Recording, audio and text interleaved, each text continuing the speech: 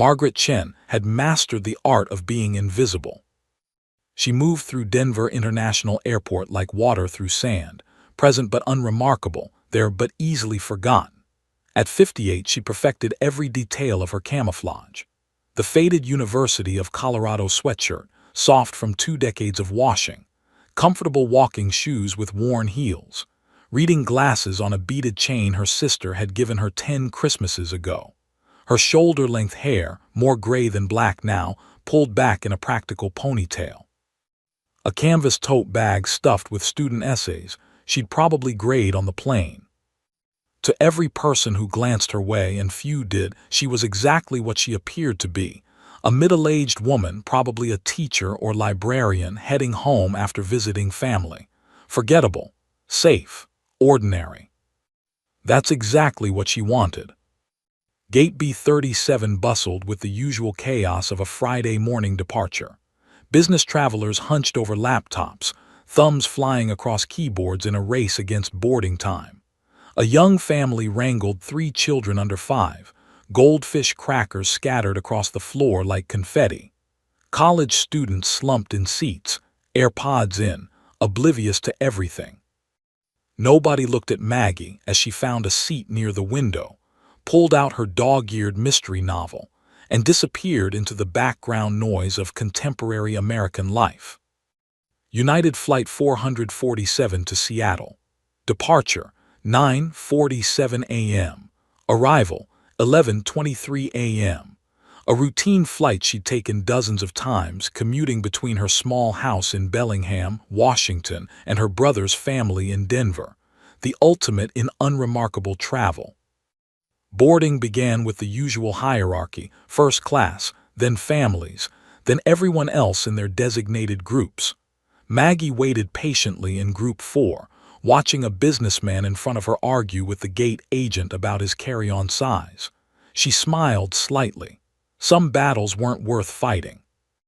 When she finally stepped onto the Boeing 737, the familiar smell of recycled air and cleaning solution greeted her.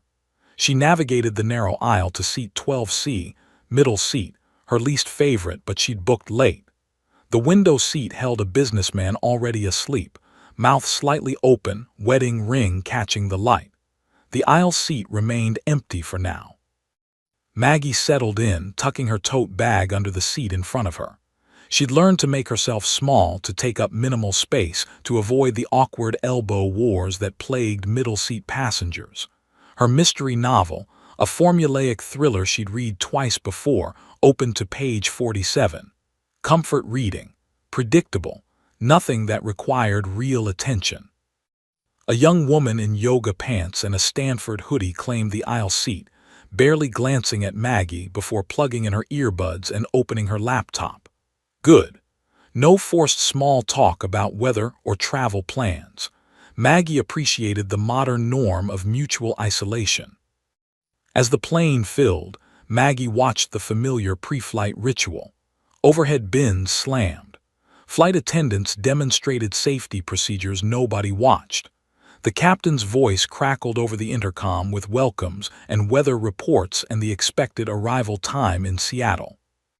What none of them knew, what nobody in this sealed aluminum tube hurtling toward the sky could possibly know, was that the unremarkable woman in seat 12C had once controlled aircraft that broke sound barriers and defied physics. 23 years ago, Captain Margaret Maggie Chen had been one of only 3 women selected for the Air Force's elite test pilot program at Edwards Air Force Base. While her fellow passengers in 1998 had been watching Titanic in theaters and worrying about Y2K, Maggie had been flying experimental aircraft at speeds most people couldn't comprehend, testing prototypes that pushed the absolute limits of human engineering. She'd flown the X-31 enhanced fighter maneuverability aircraft through post-stall gyrations that would make a normal pilot black out. She'd tested thrust vectoring systems on jets that existed only in classified documents. She'd taken aircraft designed by the best minds in aerospace engineering and found their breaking points, sometimes literally. 3 emergency ejections. 4 aircraft lost. 17 successful test missions that redefined what was possible. Her call sign had been ice, not because she was cold, but because nothing rattled her. Engine failure at Mach 2. Ice stayed calm. Complete hydraulic loss over the Pacific. Ice found a solution. The day she'd landed an X-plane with no computer control, using only manual controls and pure stick-and-rudder skill, had become legend in test pilot circles. But that was another lifetime. The crash in 1998 had ended everything. A routine test flight that went catastrophically wrong. 3 compressed vertebrae. 6 months of physical therapy. Her medical certificate permanently revoked. At 35, her flying career was over. She'd grieved quietly, then moved on. Finished her physics degree. Got her teaching certificate. Found a job at Bellingham High School, where teenagers called her Ms. Chen, and complained about homework and never imagined their soft-spoken teacher had once commanded million-dollar aircraft. 20 years of teaching. 20 years of grading papers and explaining Newton's laws and chaperoning prom and living a quiet, normal, unremarkable life. She'd made peace with it. More than peace, she'd found purpose. Her students needed her. The thrill of flying had been replaced by the satisfaction of watching a struggling student finally understand projectile motion. She'd stopped thinking of herself as a pilot. That woman was gone. The plane pushed back from the gate, and Maggie absently fastened her seatbelt, her hands performing the motion without thought. The engine spooled up with that distinctive whine. They taxied toward the runway, and through the window, Maggie watched Denver's November gray sky waiting above. Flight 447 took its position. The engines roared. The acceleration pressed Maggie back into her seat, a sensation her body remembered from thousands of takeoffs in dozens of aircraft. They lifted off smoothly, climbing into the overcast morning. Just another flight, just another Friday, just another invisible woman heading home. Maggie opened her book and began to read, having no idea that in 37 minutes everything would change, that the past she'd buried would come roaring back, that the woman she used to be would be needed one more time. For now, though, she was simply Margaret Chen, high school physics teacher, sitting in seat 12C, reading a mystery novel, completely and perfectly invisible. The coffee was mediocre, but Maggie accepted it gratefully when the flight attendant's cart reached row 12. Black, no sugar. She'd just taken her second sip, her mystery novel propped against the tray table, when the world came apart. The sound came first, not the Hollywood explosion she'd heard in disaster movies, but something far more sinister. A muffled thump deep in the belly of the aircraft, like a giant fist punching metal. The kind of sound that makes every molecule in your body scream wrong. Maggie's coffee erupted from her cup, splashing across her book, her sweatshirt, the tray table. The plane shuddered violently, a full-body convulsion that rattled overhead bins and sent a flight attendant stumbling into an armrest. Then the screaming started. It began with the young mother 3 rows up, whose toddler had been ripped from her arms by the violent shaking. It spread like wildfire, gasps, shrieks, a man's deep voice shouting, "Oh God, oh God, oh God." The businessman beside Maggie jerked awake, eyes wild with confusion and terror. Yellow oxygen masks dropped from the ceiling in perfect unison, dangling like grotesque party streamers. The cabin erupted into chaos. "Put on your masks," a flight attendant shouted, her professional composure cracking. "Pull down and place over your nose and mouth." But Maggie wasn't reaching for her mask. Not yet. Her eyes were locked on the window, her pilot's brain automatically assessing, calculating, analyzing. The left wing was wrong, completely wrong. Where the engine should have been creating a smooth contrail of exhaust, there was smoke, dark and angry, streaming back along the fuselage. The engine cowling showed visible damage, metal peeled back like a tin can. As she watched, the wing dipped at an angle that made her stomach clench. Contained engine failure, her mind cataloged automatically. Loss of thrust on engine 1. Asymmetric power. They're going to yaw left if they don't compensate. The plane tilted hard. Passengers screamed louder as the left side dropped, the horizon through the windows going vertical. Bags flew from overhead compartments. A laptop sailed down the aisle. The young woman next to Maggie grabbed the armrest so hard her knuckles went white. "We're going to die," someone sobbed. "We're all going to die." Maggie's training kicked in like a switch being flipped. Her breathing stayed even. Her hands gripped the armrests, but not in panic, in assessment. She could feel it through the seat, through the subtle vibrations. The pilots fighting for control, overcorrecting, the aircraft system struggling to maintain stability. 37,000 feet, she calculated, remembering the captain's earlier announcement. Over Idaho, nearest airport, Boise, maybe 60 miles. The plane shuddered again, a sickening drop that left her stomach floating. More screams. A man vomited into the seat pocket in front of him. The smell of fear, sweat and bile and terror filled the cabin. Through the chaos, Captain Rodriguez's voice crackled over the intercom. He was trying to sound calm, but Maggie heard the tension underneath, tight as a wire about to snap. "Ladies and gentlemen, we've experienced a mechanical issue. Flight attendants, emergency positions. Everyone remain seated with seatbelts fastened." Mechanical issue, the understatement of the century. Maggie watched the altimeter in her mind, feeling the descent. They were dropping, not in a controlled glide, but in something more desperate. The engines, or engine, singular now, whined at a pitch that set her teeth on edge. She recognized that sound. An engine being pushed beyond its design parameters, trying to compensate for its missing twin. A flight attendant stumbled past, grabbing seat backs for balance. Marcus Chen, according to his name tag, no relation probably. His face was pale, professional mask slipping. "We're trained for this," he was saying, more to himself than the passengers. "We're trained for this." But Maggie could see in his eyes that this was beyond training. This was the scenario instructors use to teach worst-case planning, the one they never actually expect. The plane rolled again, and this time Maggie felt it in her bones. The pilots were losing hydraulic pressure. The controls were getting mushy, unresponsive. She'd felt it before, in a prototype over the Mojave Desert in 1995.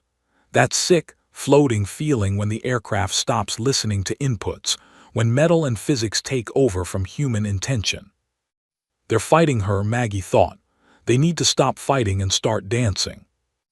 Around her, chaos multiplied. A teenage boy was hyperventilating into a paper bag. An elderly woman prayed loudly in Spanish. The businessman beside Maggie was on his phone, shouting, "I love you," to someone who probably couldn't hear him over the screaming. The Stanford student in the aisle seat was crying silently, tears streaming down her face, fingers flying across her phone keyboard in what were probably final text messages to family. Maggie reached over and gently touched her arm. "Put your oxygen mask on," she said quietly. "Then help me with mine." The young woman looked at her with eyes glazed with terror, but she nodded, hands shaking as she pulled the mask down. Another violent shudder. The plane dropped what felt like 1,000 feet in seconds. Maggie's stomach lurched. Through the window, she could see the ground now, mountains, forests, the wild Idaho landscape that would kill them all if they hit it at this speed. They have maybe 10 minutes, she calculated, less if they can't stabilize. Flight attendant Marcus appeared in the aisle again, this time moving with desperate purpose. His eyes scanned the cabin, looking for something, someone. He grabbed the PA handset, his voice cracking as he spoke. "Does anyone on this aircraft have flight experience? Anyone at all?" Silent, even the screaming seemed to pause. "Please," his voice broke. "We need anyone with aviation experience, anyone who's ever flown a plane." Maggie felt every passenger around her shrink into their seats. The businessman shook his head frantically. The Stanford student stared straight ahead, paralyzed. No one moved. No one spoke. Maggie's heart hammered against her ribs. Her mouth went dry. 20 years, a voice whispered in her head. You haven't flown in 20 years. You can't. You're back, your medical certificate. You're not that person anymore. The plane bucked again, harder this time. A child's scream cut through the cabin like a knife. Through the window, the mountains were getting closer. Marcus's eyes swept the cabin again, desperate, pleading. Please, is there anyone? Maggie Chen, high school physics teacher, invisible woman in seat 12C, felt something ancient and powerful wake up inside her chest. Her hands were steady on the armrests. Her breathing was even.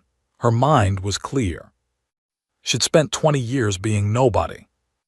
But 157 people were about to die. Slowly, deliberately, Margaret Chen raised her hand. Every head in rows 11 through 13 turned to stare at the middle-aged woman in the faded sweatshirt, hand raised like a student asking to use the bathroom.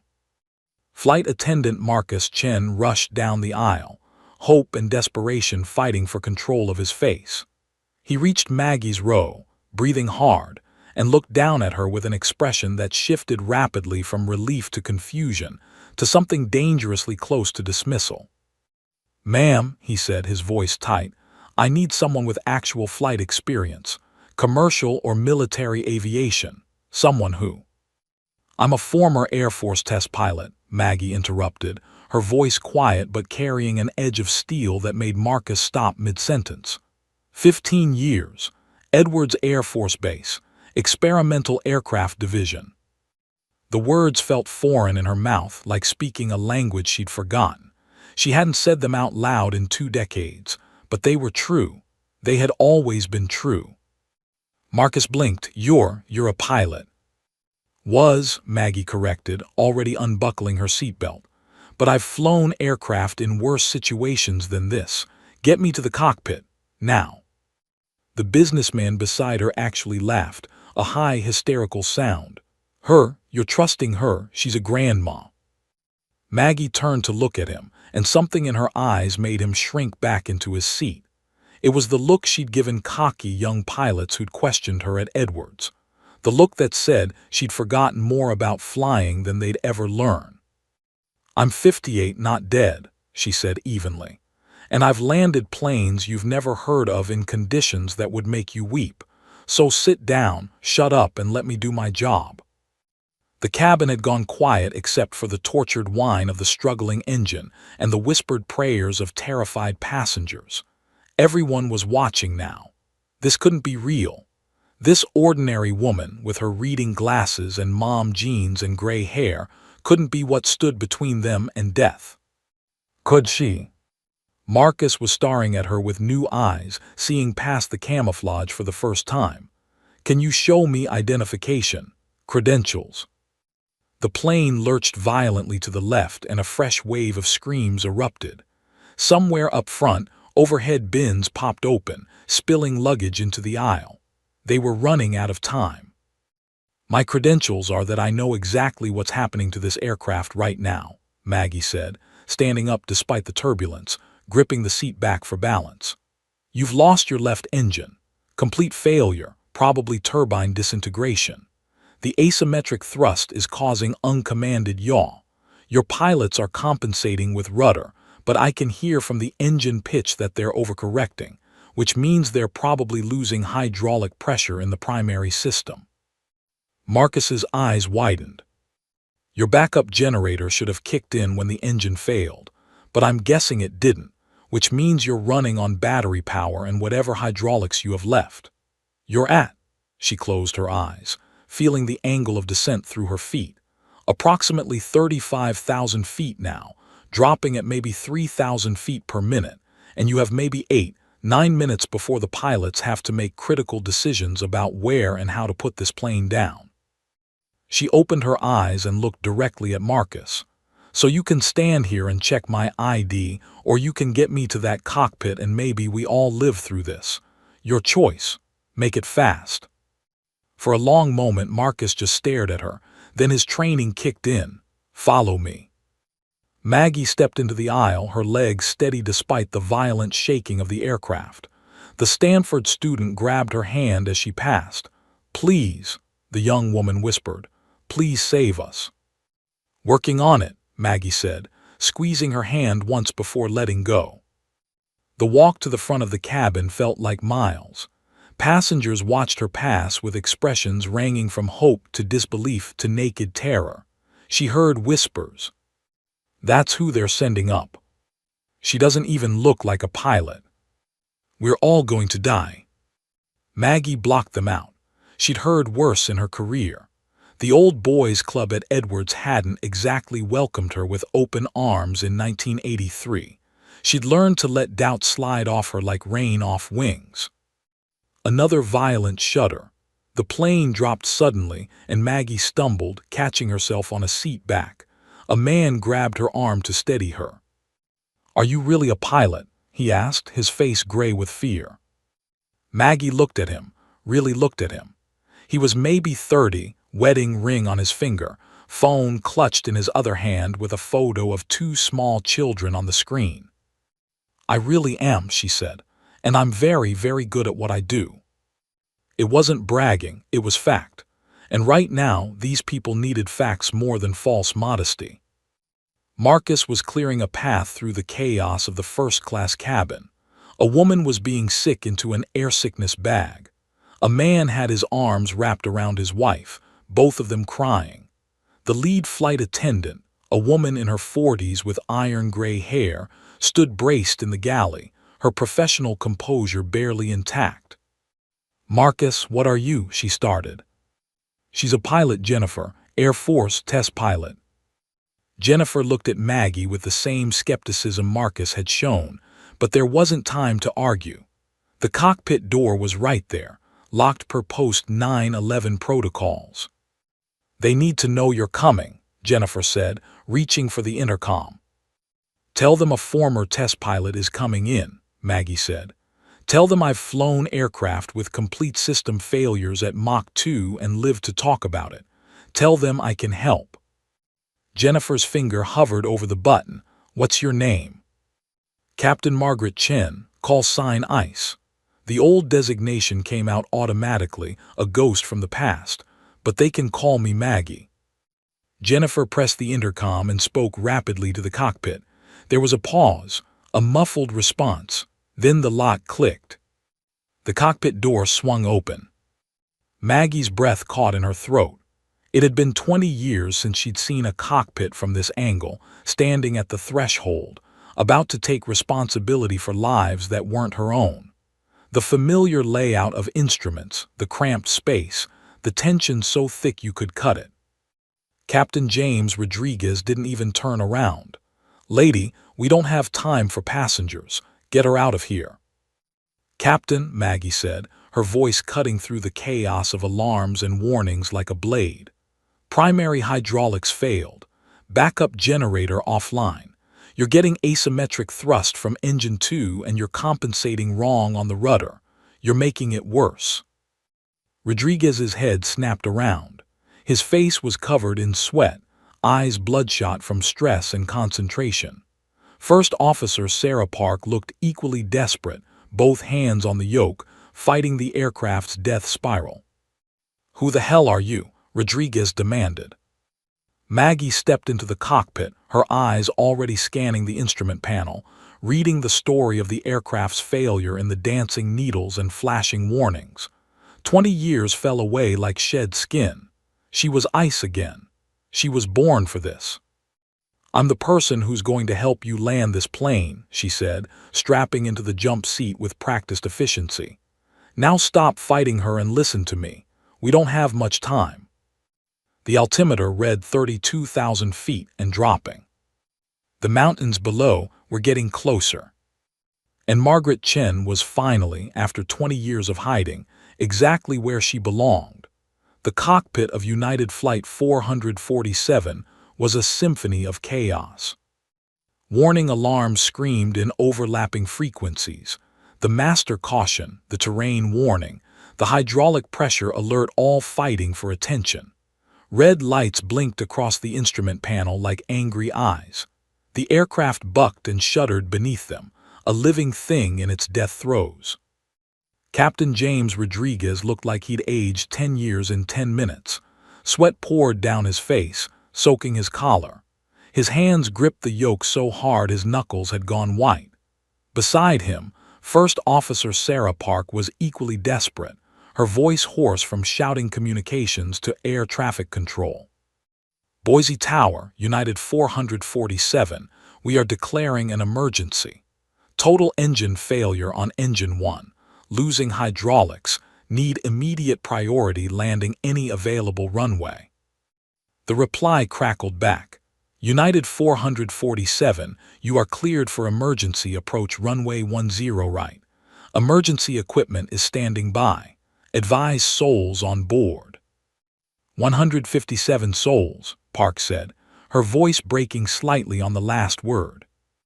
Maggie heard it all from the jump seat, but her eyes were locked on the instruments. Her brain was processing information at a speed she'd forgotten she was capable of, 20 years of rust burning away in seconds as muscle memory and training took over. The primary flight display showed their descent rate, 3,200 feet per minute. Too fast. The artificial horizon showed a severe left bank. The engine instruments told the story of Engine 1's catastrophic failure, 0 RPM, 0 thrust, just a dead weight hanging off the left wing. Engine 2 was screaming, pushed to 98% power, trying to do the work of 2 engines and failing. Captain Rodriguez, Maggie said, her voice cutting through the noise with calm authority. You need to reduce power on Engine 2 immediately. Rodriguez didn't even look at her. Are you insane? We're already falling like a rock. You're falling because of Engine 2, Maggie said. You're creating too much asymmetric thrust. The aircraft is fighting you. Reduce to 70% now. Lady, I don't know who you are, but I'm not taking flying advice from a passenger. The plane lurched violently, dropping another 1,000 feet in seconds. Park screamed. The yoke shook in Rodriguez's hands. Do it, Maggie shouted, her command voice. The one she'd used to control test flights, the one that had made colonels snap to attention, filling the tiny cockpit. Reduce power now or we're going to enter an unrecoverable spin. Rodriguez's hand moved to the throttle, hesitated.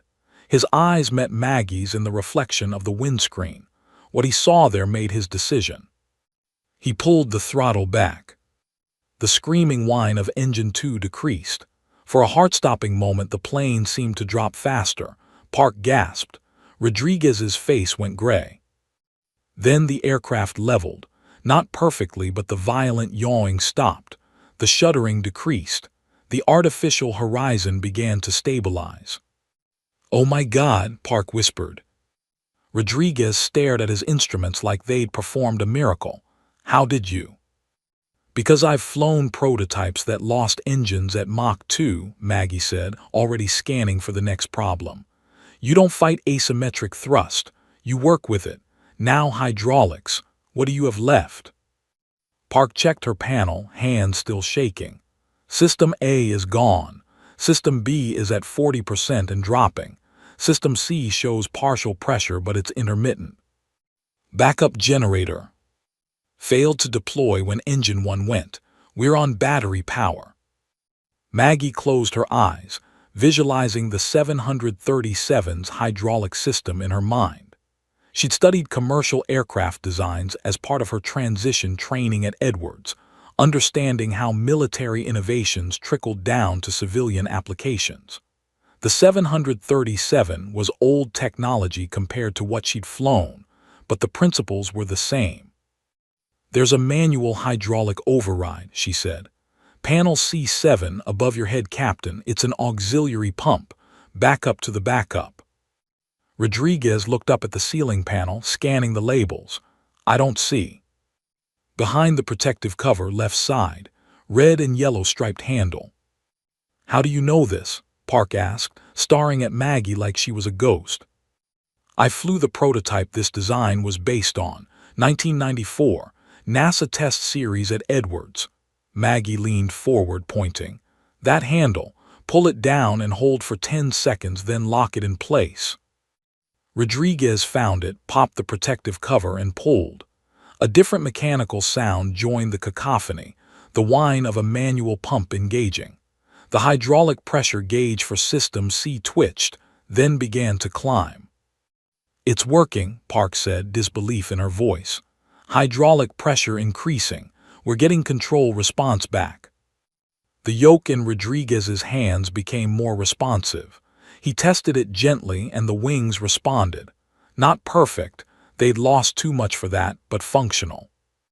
Okay, Rodriguez said, and for the first time since Maggie had entered the cockpit, his voice carried something other than panic. Okay, we have partial control, but how do we land this thing? We've lost spoilers, thrust reversers, and half our hydraulics. We're coming in heavy and fast with limited control authority. Differential thrust landing, Maggie said immediately. Use engine 2 like a rudder. You'll steer as much with the throttle as with the yoke. That's not standard procedure.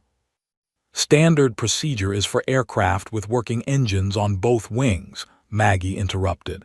This is special circumstances procedure. I've done it before. In what? A fighter jet?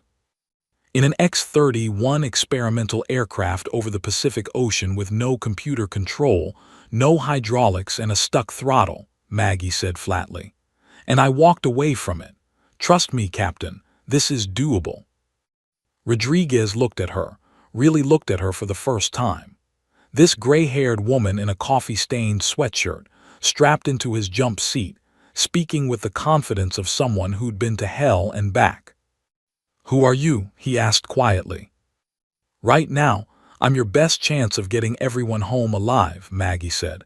She pointed at the windscreen where the Idaho landscape was rushing up to meet them. We're at 28,000 feet. Boise is 42 miles northeast. We need to set up our approach now. I'll talk you through it, but you have to trust me.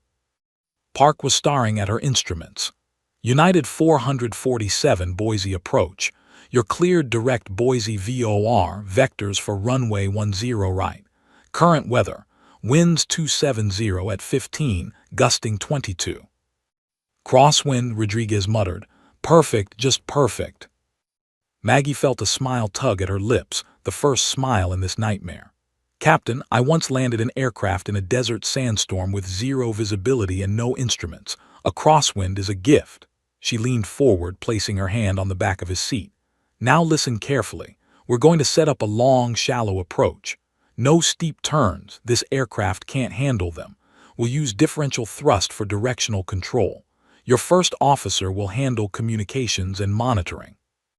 You'll fly the yoke. I'll call out the power settings. This is insane, Rodriguez said, but he was already adjusting course. This is Tuesday for me, Maggie said, or it was once upon a time. The altimeter spun down, 24,000 feet, 22,000, 20,000. Outside the windscreen, Boise came into view, a cluster of civilization in the wilderness. Somewhere down there, emergency vehicles were racing into position. Foam trucks, ambulances, fire crews, all waiting to see if United 447 would land or crash. Okay, Rodriguez said, his jaw set with determination. Tell me what to do. And Margaret Chen, who had been nobody for 20 years, who had graded papers and explained physics and lived the quietest of lives, became ice again. First, she said, her voice steady as stone, reduce descent rate to 2,000 feet per minute. Gentle pressure on the yoke, don't force it. Rodriguez complied. The plane responded sluggishly but responded. Good, now engine power to 65%. Hold it steady. The engine note changed. We're going to come in hot and high, Maggie continued. It's going to feel wrong. Your instincts will tell you to slow down, drop faster. Ignore them. Trust your instruments. Trust me. Park looked back at her. Can we really do this? Maggie met her eyes. She thought of the X-planes she'd flown, the emergencies she'd survived, the aircraft she'd landed that everyone said were unflyable. She thought of her students back in Bellingham who deserved their teacher to come home. She thought of the 157 people in the cabin behind her, trusting their lives to 3 people they'd never met. "Yes," Maggie said, "we can do this. We're going to do this." The mountains fell away beneath them. Boise International Airport sprawled ahead. And Flight 447 began its final approach, 15,000 feet. Boise International Airport spread below them like a child's toy model, tiny buildings, miniature vehicles, ribbons of runway that looked impossibly narrow from this altitude. Emergency vehicles lined the taxiways, red and white lights flashing in silent urgency. United 447 Boise Tower. You are 12 miles from runway 10 right. Winds now 280 at 18, gusting 24. Emergency equipment in position. Field is yours. Land any runway, any direction. First Officer Sarah Park acknowledged with a voice that had steadied into professional calm, the kind that comes when you've accepted you might die and decided to be excellent anyway. Boise Tower, United 447. We have the field in sight. Commencing approach. Captain James Rodriguez's hands trembled on the yoke. 12 miles. We're at 15,000 feet. That's a 4,000 foot per mile descent. We'll overshoot. No, Maggie said from the jump seat, her eyes locked on the instruments. We're going to bleed altitude in a wide spiral. Can't do steep turns with damaged hydraulics, so we'll use distance and time. Start a gentle left turn. Very gentle. 2 degrees bank, no more. 2 degrees won't get us around in time. Captain, Maggie's voice cut like ice. I have landed planes in worse condition than this. Trust me or don't, but decide now. We're out of time for debate.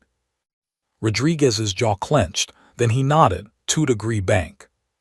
The aircraft began its lazy turn, a wide, sweeping arc that would spiral them down toward the runway. It felt wrong. Every instinct screamed they were going too wide, too slow, that they'd overshoot and have to go around. But going around wasn't an option. They'd get one chance. Just one. Engine power to 60%, Maggie commanded. Use short bursts on the throttle to control the turn. Pulse it. Don't hold steady pressure. Rodriguez's right hand moved to the throttle of Engine 2, their only engine. He pushed forward slightly. The aircraft yawed right, pulled back, straightened. That's it, Maggie said. You're flying with the throttle now. The yoke is just for fine adjustments. Think of Engine 2 as your rudder. 12,000 feet. The ground was getting closer, details emerging. She could see cars on the highway, the shadow of their crippled aircraft sliding across the landscape below like a wounded bird. Gear down, Maggie said. Park's hand moved to the landing gear lever, hesitated. With limited hydraulics. They'll freefall into position. Gravity is our friend, do it. Park pulled the lever. A mechanical grinding sound vibrated through the airframe, the sound of landing gear deploying without hydraulic assistance, falling and locking through backup systems and mechanical linkages. 3 green lights appeared on the panel. Gear down and locked, Park said, exhaling with relief. All 3 green. Good, Maggie said. Now we're committed, no going back. Final approach checklist. 9,000 feet. The runway was ahead now, a gray strip that still looked too narrow, too short, impossible to hit with a crippled aircraft. Flaps, Maggie said. Give me 5 degrees, just 5. We can't risk more with the hydraulics we have left. Park extended the flaps incrementally. The aircraft shuddered but held together. Speed, Maggie asked. 210 knots, Rodriguez said. Way too fast. Perfect, Maggie said, and Rodriguez shot her a look that questioned her sanity. We need that speed. We have no thrust reversers, limited brakes. That runway is 10,000 feet long. We'll use every inch, but we'll make it. 6,000 feet, 5,000. The crosswind hit them like a fist, a gust from the left that pushed the aircraft sideways. Rodriguez fought it, overcorrected, and the plane lurched right. Easy, Maggie barked. Don't fight the wind, crab into it. Let the aircraft drift. You'll straighten out just before touchdown. I've never landed like this. I have 17 times in experimental aircraft.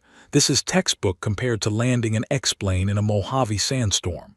Maggie leaned forward, her hand on the back of Rodriguez's seat, her voice dropping to something almost gentle. Captain, you have the skills. You flew combat missions, logged thousands of hours. Your body knows this. Let it work. I'll be your eyes for what you can't see. 4,000 feet, 3,000. In the cabin behind them, passengers gripped armrests and each other. Some prayed. Some cried. Some stared straight ahead with the blank expression of people who had accepted their fate. They didn't know that in the cockpit, 3 people who hadn't known each other an hour ago were performing a ballet of precision flying that would either save them all or kill them all. 2,000 feet. Boise Tower crackled. United 447, you are cleared to land. Wind check, 275 at 20, gusting 26. Acknowledged, Park said. 1,000 feet. The runway rushed up at them. Maggie could see foam trucks racing alongside, emergency crews in position, people who would either be pulling bodies from wreckage or celebrating a miracle. Power back to 55%, Maggie said, her voice absolutely calm. Hold your glide slope, you're doing perfect. 500 feet. The aircraft was crabbed into the wind at a 15-degree angle, flying sideways, the runway off to their left instead of straight ahead. It looked catastrophically wrong. Maggie, Rodriguez's voice cracked. Hold it, she said. Hold it, wait for my command. 300 feet. Now rudder and throttle together. Kick right, power to 60%, quick burst. Rodriguez's hands moved in perfect coordination. The nose swung right. The runway centerline aligned. 200 feet. Power to 40%, flare, gentle back pressure. 100 feet. The ground rushed at them at 190 knots, 60 knots faster than a normal landing. The runway looked like a gray blur. 50 feet. Hold it, hold it. 20 feet. Now cut power, full back pressure, let her settle. Rodriguez pulled the throttle to idle and eased the yoke back. For one suspended moment, Flight 447 floated above the runway, defying gravity, held aloft by nothing but hope and physics, and the skill of 3 people who refused to let 157 souls die. Then the main gear touched down. The impact was violent, a bone-jarring slam that sent shockwaves through the aircraft. Passengers screamed. The nose gear hit hard and the entire plane bounced, lifted, hit again. Stay on it, Maggie shouted. Maximum brakes, don't let her drift. Rodriguez stood on the brakes. The anti-skid system, thank God it was mechanical, kept the wheels from locking. The aircraft decelerated, but too slowly. The runway was disappearing beneath them at terrifying speed. 8,000 feet of runway left. 7,000, 6,000.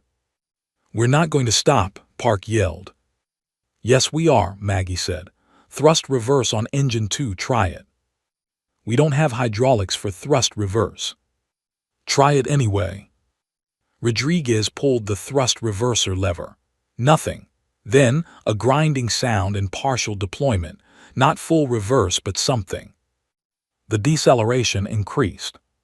5,000 feet, 4,000. Come on, Rodriguez muttered. Come on, come on, come on. 3,000 feet. The aircraft was slowing, perceptibly now. They were going to make it. They were actually going to make it. 2,000 feet. 1,000 feet.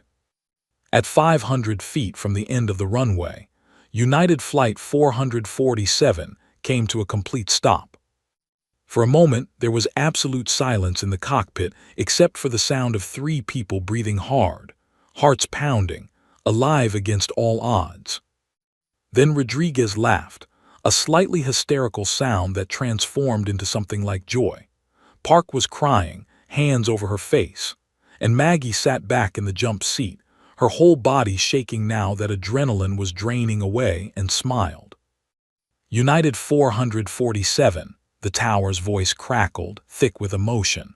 Welcome to Boise. Emergency crews are approaching. Are you able to evacuate?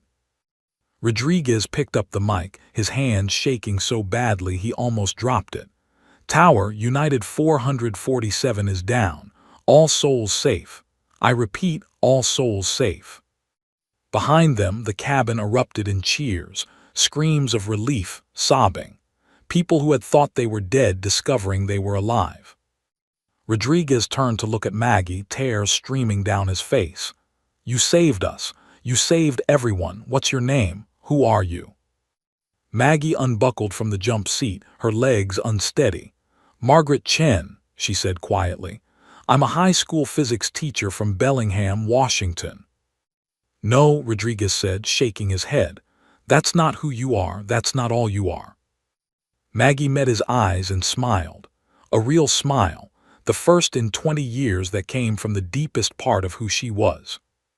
No, she agreed. I suppose it's not. Emergency vehicles surrounded Flight 447 within seconds of it stopping. Foam trucks, ambulances, fire engines. A coordinated chaos of flashing lights and urgent voices. Captain Rodriguez guided the evacuation as slides deployed with sharp pops, passengers stumbling down onto the tarmac, many collapsing to their knees and kissing the ground. Maggie descended the forward stairs slowly, her legs shaky now that the adrenaline was wearing off. Her back ached, the old injury from '98 reminding her she wasn't 25 anymore. A paramedic tried to guide her toward an ambulance, but she waved him off. I'm fine, check the passengers. There's a pregnant woman in row 24. She stood on the tarmac, watching passengers embrace each other, watching parents clutch their children, watching people who'd been strangers an hour ago bonded forever by shared survival. The November wind cut through her coffee-stained sweatshirt. She wrapped her arms around herself, suddenly exhausted. A Boise airport official rushed toward Rodriguez, clipboard in hand, already starting the incident documentation. Behind him, Maggie noticed something that made her stomach sink. A news crew. Channel 7 Eyewitness News, their camera already rolling, capturing the scene. Captain Rodriguez, the reporter, a young woman with perfect hair and a microphone, pushed forward. Can you tell us what happened up there? Rodriguez looked shell-shocked, still processing that he was alive. We lost an engine, complete system failures. We shouldn't have made it. But you did make it. How? Rodriguez turned, searching the crowd of passengers and crew, his eyes finding Maggie standing off to the side. Her, he said, pointing. That woman, she saved us. 20 heads turned. The camera swung toward Maggie. She took a step backward, shaking her head. Captain Rodriguez is the one who landed the plane. No, Rodriguez walked toward her, his voice carrying across the tarmac. You need to know who this woman is, what she did. We had multiple system failures. We were going down. I was out of options. He stopped in front of her, his eyes red-rimmed. She came into the cockpit and flew like I've never seen anyone fly. She knew things about that aircraft I didn't know. She talked us through procedures I didn't think were possible. The reporter was already next to them, microphone extended. Ma'am, what's your name? Margaret Chen. I'm just a passenger. She's a former Air Force test pilot. First Officer Sarah Park had joined them, her voice strong despite the tears still drying on her face. She flew experimental aircraft. 15 years at Edwards Air Force Base. She saved 157 lives today. The reporter's eyes widened. This wasn't just a survival story. This was a hero story. Ms. Chen, is this true? You're a test pilot. Was, Maggie corrected quietly. A long time ago. I'm a teacher now. But the damage was done. The story was out. Within an hour, Maggie's name was trending on Twitter. By the time the FAA arrived to begin their official investigation, reporters had found her LinkedIn profile, Margaret Chen, physics teacher, Bellingham High School. Someone discovered an old photograph from an Edwards Air Force Base newsletter from 1995. Captain Margaret Ice Chen standing in front of an X-31, flight suit, helmet under her arm, unsmiling, every inch the professional test pilot. The photo went viral. By evening, the story had exploded across every major news network. CNN, Fox, MSNBC, CBS, all running versions of the same incredible headline. Mystery woman saves doomed flight, turns out to be legendary test pilot. Reporters dug deeper, and what they found was extraordinary. Margaret Chen hadn't just been a test pilot. She'd been one of the elite, part of a class of only 12 pilots selected in 1983 for the Air Force's experimental aircraft program, and one of only 3 women. While most Americans in the 80s and 90s had been going about their lives, Maggie had been flying aircraft that existed only in classified files. Former colleagues started coming forward, their stories painting a picture of someone legendary in a world most people never knew existed. Retired Colonel Frank Morrison spoke to NBC. "Maggie Chen was the best pilot I ever flew with, and I flew with a lot of pilots. She had this supernatural calm. We called her Ice because nothing rattled her. I watched her land an X-plane with no hydraulics, no computer control, essentially a glider traveling at 300 knots. She set it down so gently you'd think she had full systems. We all thought she'd be the first woman general in the test pilot program." Dr. Jennifer Wu, a former NASA engineer, told CNN, "Maggie tested aircraft that pushed every boundary of physics and engineering. The prototypes we gave her regularly failed mid-flight. That was the point, find the breaking points. Most test pilots would refuse certain missions. Maggie never refused. She'd study the systems, understand the risks, then take whatever we had up and bring back data that changed how we designed aircraft." The stories kept coming. The emergency ejection over the Pacific in 1991, when her engine exploded at Mach 1.8. The night landing in zero visibility using only instruments and instinct. The time she prevented a catastrophic crash by manually controlling an aircraft with a stuck aileron using nothing but throttle and rudder. 17 successful test missions of experimental aircraft. 4 aircraft lost, but 0 pilot fatalities on her watch. By the next morning, Margaret Chen's face was on the cover of USA Today. The headline read, "The Teacher Who Was a Legend." Bellingham High School was besieged by reporters. Students were interviewed, all of them shocked. "Ms. Chen," said Jason Martinez, a senior in her AP physics class, "she's like the nicest teacher. She brings homemade cookies to study sessions. She stays late to help anyone who's struggling. She wears cardigans with cats on them." He shook his head in disbelief.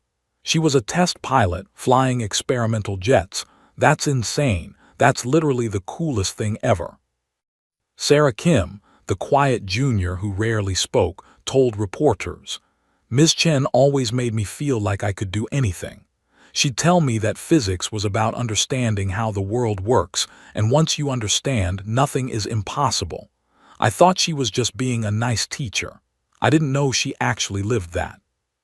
The story resonated in ways no one predicted. It wasn't just about a dramatic rescue. It was about hidden excellence, about women whose achievements go unrecognized, about how heroes often look nothing like we expect. Social media exploded with messages. "This woman flew experimental jets and then quietly taught high school for 20 years. That's the most badass thing I've ever heard. She saved 157 people and then tried to go back to being anonymous. Queen behavior." Every time someone says, "She doesn't look like a pilot," remember Margaret Chen. Aviation organizations reached out.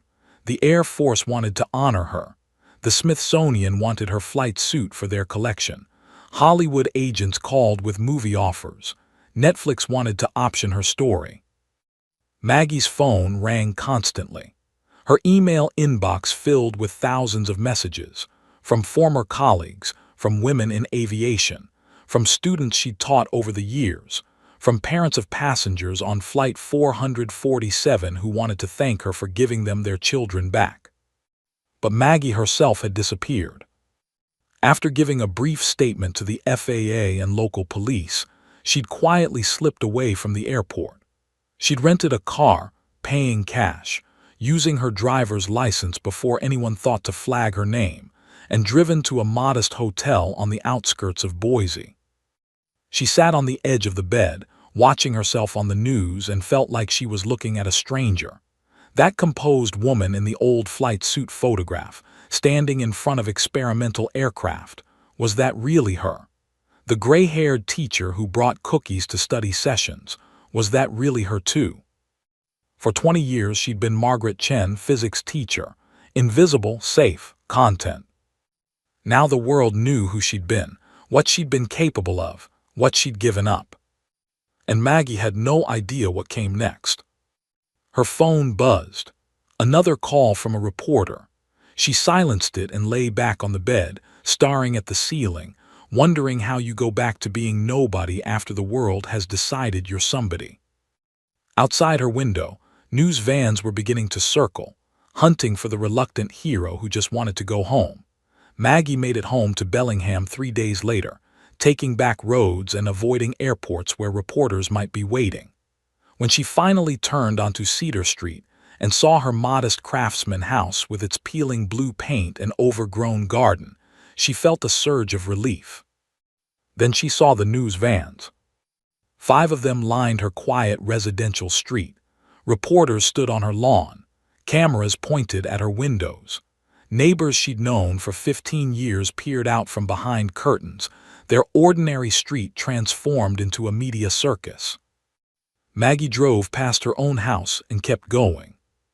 She ended up at her friend Patricia's apartment across town, sneaking in through the back entrance like a fugitive. Patricia, who taught English at the high school, opened the door with sympathetic eyes and a bottle of wine already open. "You're famous," Patricia said, pulling her inside. "I'm horrified," Maggie replied. Over wine and Chinese takeout, they watched the news coverage. It had been 4 days since the landing, and the story refused to die. If anything, it was growing. A Women in Aviation group had started a scholarship in her name. The Air Force had issued a statement praising her service. 3 different publishers had offered 6-figure book deals. Hollywood was in a bidding war for her life rights. "They want to make a movie about me," Maggie said, staring at the TV in disbelief. "They're talking about which actress should play me. Someone suggested Jennifer Lawrence." Patricia laughed. "You could do worse." "I could do better by being left alone." But being left alone wasn't an option anymore. The story had touched something in the American consciousness, a reminder that heroes walk among us unrecognized, that women's achievements are often invisible until circumstances force them into the light, that quiet lives can contain extraordinary depths. The letters started arriving, thousands of them forwarded by the school, the airline, the FAA. Parents of passengers on Flight 447 sent photos of their children with notes. "Thank you for giving us more time with our daughter. Our son got to graduate because of you. You gave us our future back." Women wrote about inspiration. "I'm 63 and going back to school for my pilot's license because of you. I showed my daughter your picture and told her women can do anything. Thank you for proving that our value doesn't end at 50. Former students wrote with shock and pride. "Ms. Chen, you helped me pass physics, and now I learn you used to fly experimental jets. You're literally the coolest person I've ever met." The school board called an emergency meeting. Principal Richardson called Maggie personally, his voice awed. "Margaret, we need to talk about your return. The media attention, it's overwhelming. We have reporters camped outside the school. Students can't concentrate. Parents are calling." "I'll resign," Maggie said immediately. "What? No, that's not what I'm saying. We're proud of you. The students are inspired, but we need to manage this situation. Would you consider doing a press conference? One official statement, answer their questions, maybe it dies down after that." Maggie closed her eyes. The thought of standing in front of cameras, microphones, dozens of strangers asking about her past made her stomach churn. But the alternative was hiding forever, letting speculation grow, never getting her life back. "Okay," she said quietly. "One press conference, that's it." The press conference was held at Bellingham High School's auditorium, normally used for graduations and school plays. It was packed with reporters, cameras, lights, a spectacle that felt absurd in the place where she'd graded papers and explained Newton's laws for 2 decades. Maggie walked to the podium in slacks and a simple blue blouse, her hair pulled back, no makeup, refusing to perform for cameras. She looked exactly like what she was, a teacher, not a celebrity. The room fell silent. "My name is Margaret Chen," she began, her voice steady despite the butterflies in her stomach. "I'm a physics teacher here at Bellingham High School. 20 years ago, I was a test pilot for the United States Air Force. 4 days ago, I was a passenger on United Flight 447 when it experienced catastrophic mechanical failure." She paused, choosing her words carefully. What happened in that cockpit wasn't heroic. It was applied knowledge and muscle memory. Captain Rodriguez and First Officer Park are the real heroes.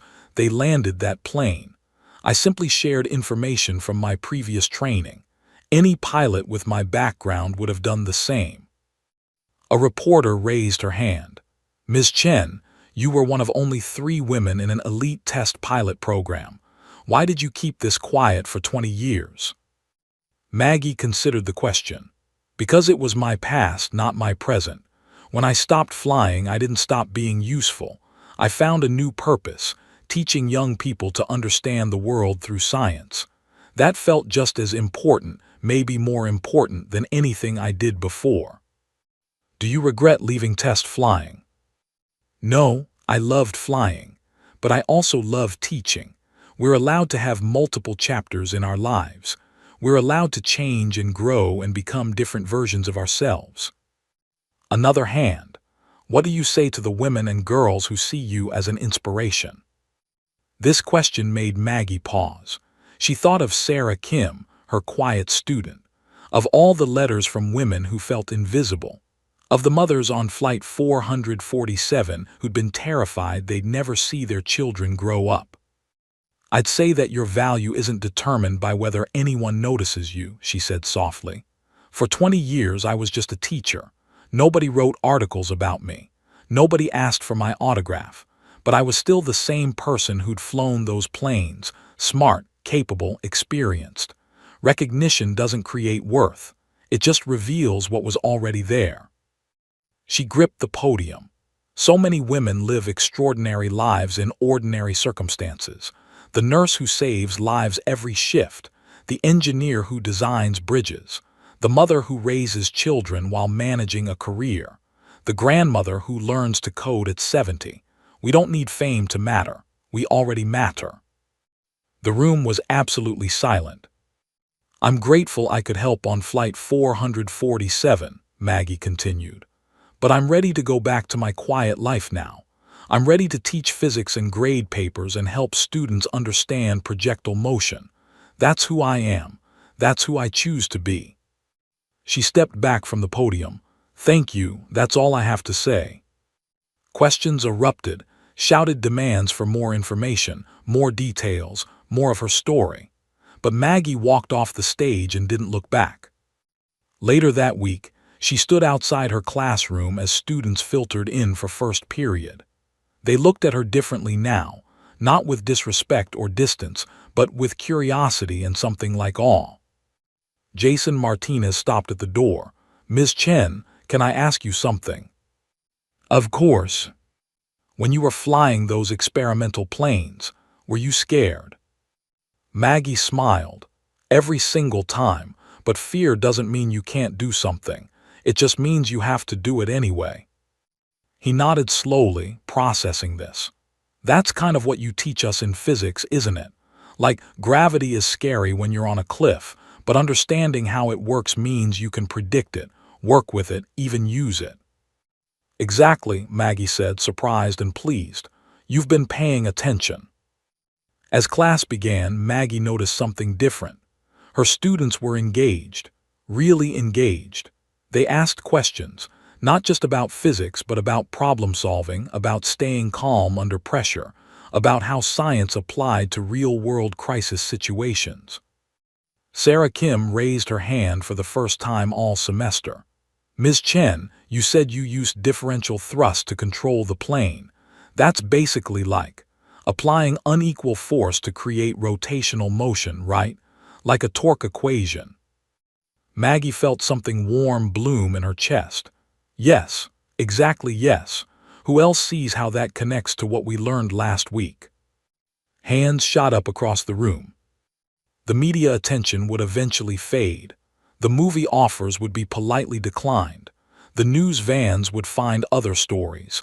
But something had shifted permanently. Maggie had been revealed not as a hero but as a complete person. Teacher and pilot, past and present, ordinary and extraordinary. And somehow, impossibly, that revelation had made her a better teacher. Because now her students understood. The woman explaining physics equations had lived those equations at Mach 2. The teacher who stayed late to help with homework had once made split-second decisions that determined whether experimental aircraft lived or died. Science wasn't abstract anymore. It was real, urgent, powerful. And Ms. Chen, quiet, cookie-baking, cardigan-wearing Ms. Chen, had proven that knowledge could save lives. 6 months later, on a warm May afternoon, Margaret Chen stood at the front of her physics classroom on the last day of the school year. Sunlight streamed through the windows, illuminating dust motes floating in the air like tiny stars.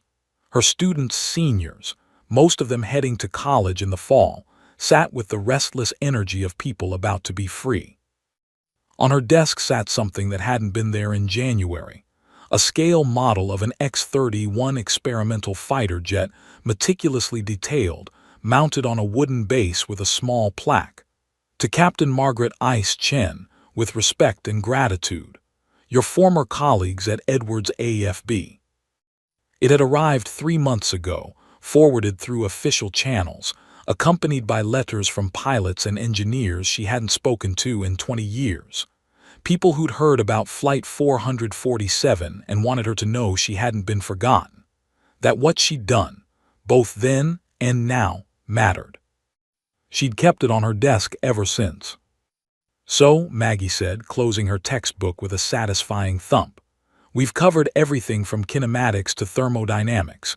You've learned equations, solved problems, struggled through concepts that seemed impossible at first. She paused, looking at each face. But before you leave, I want to tell you something more important than any formula. The students leaned forward. They'd learned over the past 6 months that when Ms. Chen got that particular tone in her voice, reflective, serious, something worth hearing was coming. In January, something happened that brought my past into my present in a very public way, Maggie continued. A lot of you have asked me about flying, about test piloting, about what it was like, and I've answered those questions. But today I want to tell you what I learned from all of it, the flying, the teaching, and especially what happened on Flight 447. She picked up the Model X-31, turning it in her hands. When I was your age, I wanted to fly more than anything. I worked harder than I'd ever worked, pushed myself beyond what I thought possible, and achieved something extraordinary. For 15 years, I flew aircraft that most people will never even know existed. I was good at it, really good. Sarah Kim, now confident enough to speak up regularly, asked, "So why did you stop?" "Because my body gave out before my spirit did," Maggie said honestly. "I had a crash, injuries that meant I'd never pass a flight physical again. At 35, my flying career was over." She set the model down gently. "I thought my life was over too."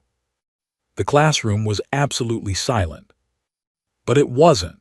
I discovered that teaching, helping you understand how the world works, watching the moment when complex concepts suddenly click, that gave me the same feeling as breaking through clouds into clear sky.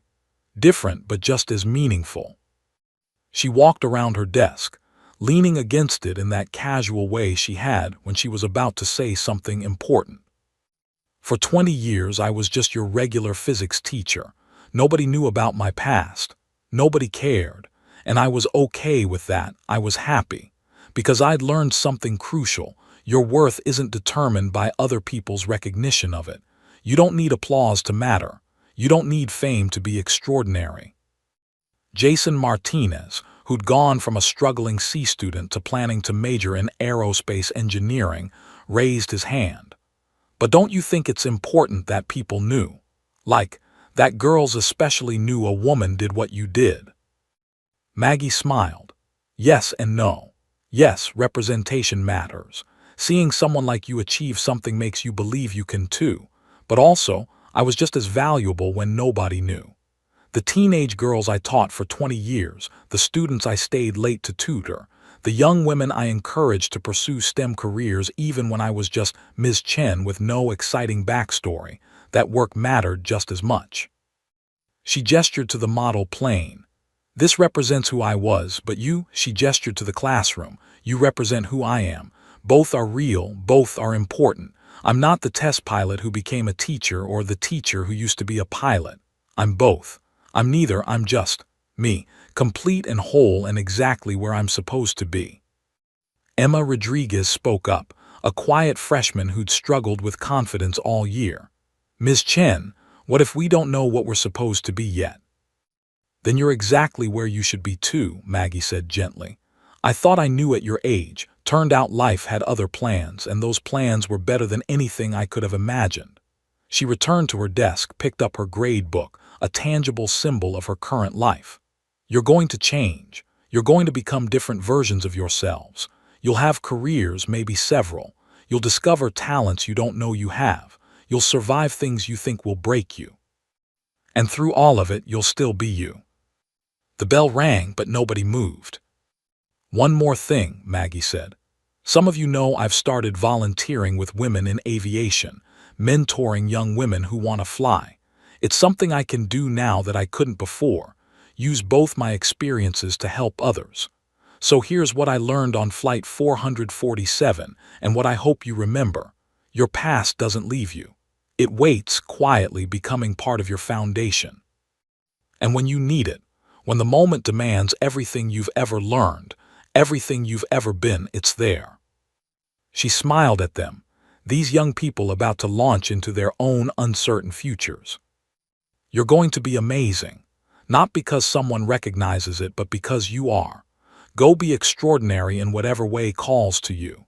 And remember that Ms. Chen, cookie baking, cardigan wearing, physics teaching Ms. Chen, believes in every single one of you. The students erupted into applause. Several were crying. Jason was the first to stand, followed by Sarah, then the whole class, giving their teacher a standing ovation she hadn't asked for and didn't particularly want but accepted with grace. As they filed out, many stopped to hug her, to thank her, to tell her she'd changed how they saw the world. When the classroom finally emptied, Maggie sat at her desk in the silence, looking at the X-31 model. She reached out and touched it gently, remembering the feel of a control stick in her hands, the roar of engines, the perfect clarity of flight. Then she picked up her red grading pen and began marking final exams. Her phone buzzed, a text from Captain Rodriguez, flying to Seattle next week. Dinner in Bellingham. I owe you about 1,000 meals. The crew wants to see you. She smiled and typed back, I'd like that. Another message appeared, this one from Patricia. Wine night. I'm bringing the good stuff. Perfect, Maggie replied. Through her window, she could see students streaming across the parking lot, free for summer, full of possibility. She'd see most of them again in the fall, those who were returning.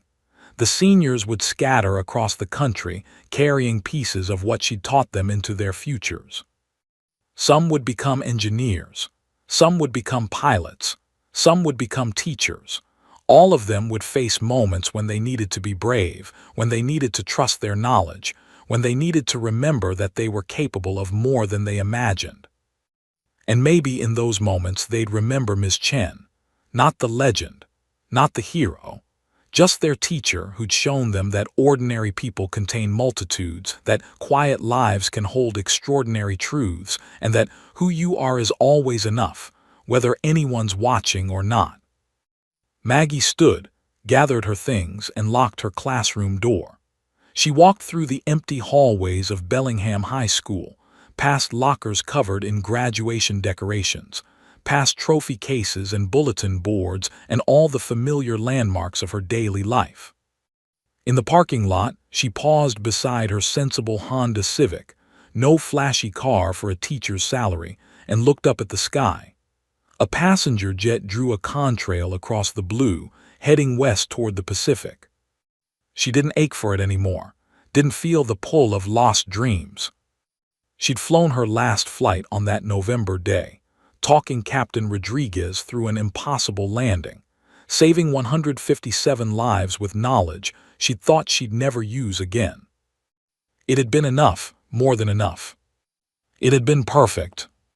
Margaret Ice Chen, test pilot and teacher, legend and nobody, hero and human, smiled at the sky, got in her car and drove home. She knew exactly who she was. And that was everything. The end.